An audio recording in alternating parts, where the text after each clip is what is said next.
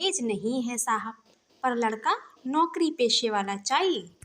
गोविंद तिवारी एक बहुत बड़े शोरूम के मालिक थे।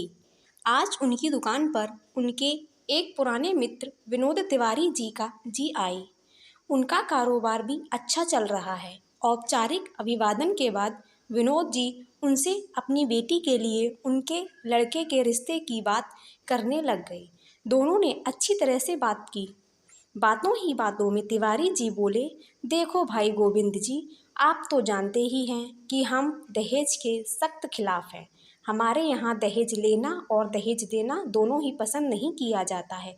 इसलिए हमारी लड़की 2 जोड़े कपड़े में ही आपके घर आएगी और बारात में भी कम से कम 20 या 25 आदमी ही लेकर आए।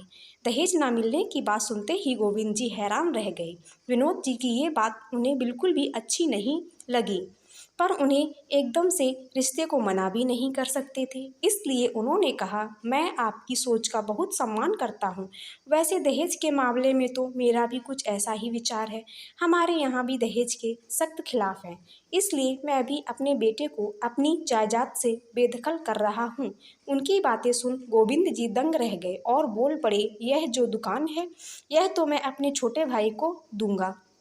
गोविंद जी ने उत्तर दिया, और जो शहर में बड़ी कोठी? विनोद जी ने पूछा। उसे तो हम मियाँ बीवी बेचकर चारों धामों की यात्रा करने जाएंगे। विनोद जी ने उत्तर दिया। आज फिर भी आपने अपने लड़के को देने के लिए कुछ तो बचा कर रखा होगा? विनोद जी ने उत्सुकता से पूछा। जी नहीं, हमने तो अपने लड़के को पढ़ा लिखा कर इस काबिल बना दिया है कि वह खुद कमाकर अपने और अपने परिवार का गुजारा अच्छे से चला सके। गोविंद जी की बातें सुनते ही विनोद जी हक्के बक्के रह गए और थोड़ी ऊंची आवाज में बोल पड़े, मुझे माफ़ कीजिएगा गोविंद जी, मैं किसी कंगाल लड़के से अपनी बेटी की शादी नहीं करूंगा। पर विनोद जी, आप तो कह रहे थे कि आप दहेज के खिलाफ हैं। गोविंद जी ने बड़ी मासूमियत से पूछा। मैं दहेज देने के खिलाफ हूँ, पर अपनी बेटी के लिए पढ़ा लिखा बड़े घर का लड़का देखना तो सबका हक है, विनोद जी ने कहा। इसी तरह से लड़के को शादी में बहुत सारा दहेज मिलना उसका हक है, गोविंद जी ने उन्हें आईना दिखाते हुए कहा। गोविंद जी के मुंह से निकल पड़ा, हे प्रभु, कैसा जमाना आ गया है। लोग अपनी बेटी के लिए पढ़ा लिखा अमीर और नौकरी पेशे वाला लड़का क्यों देखते हैं जब उन्हें दहेज नहीं देना है। बात बिगड़ती देख गोविंद जी बोल पड़े, अरे गोविंद जी, लगता है आप तो नाराज हो गए। इतनी पुरानी दोस्ती में मजाक भी नहीं कर सकते? आखिर समाज में हमारी भी कुछ इज्जत है। बेटी को ऐसे ही खाली हाथ थोड़ी ना भेजेंगे।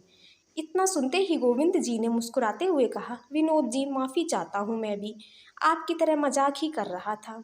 वरना एक एक पाई जोड़कर बनाई इतनी धन संपत्ति भी भला कोई दान देता है। अब दोनों की बात पुराने विषय पर लौट आई और दोनों ने एक दूसरे को शादी की तारीख तय कर बात आगे बढ़ाई।